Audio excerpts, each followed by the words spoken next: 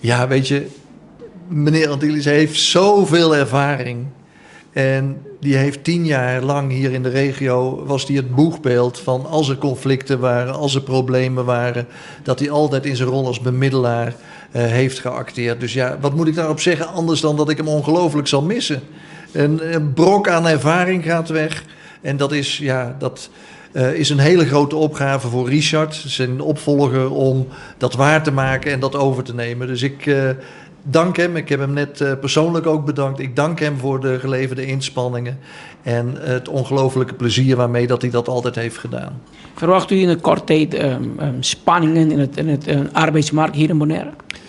Nou ja, wat u ziet op Bonaire is dat de enorme groei op het eiland is. Dat betekent ook dat er altijd problemen zijn in het kader van de ontwikkelingen van de arbeidskrachten. De arbeidsmarkt is heel sterk in verandering. Dat betekent ook dat werkgevers problemen krijgen om op die arbeidsmarkt de juiste krachten te krijgen.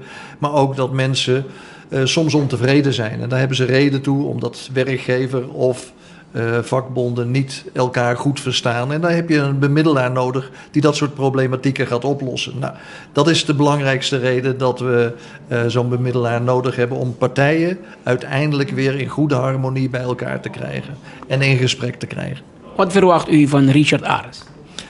Ik ken Richard natuurlijk al langer en het is niet voor niets dat ik niet verwonderd ben dat hij uiteindelijk uit de selectie naar voren is gekomen als de gewenste en gedroomde kandidaat om dit te gaan doen.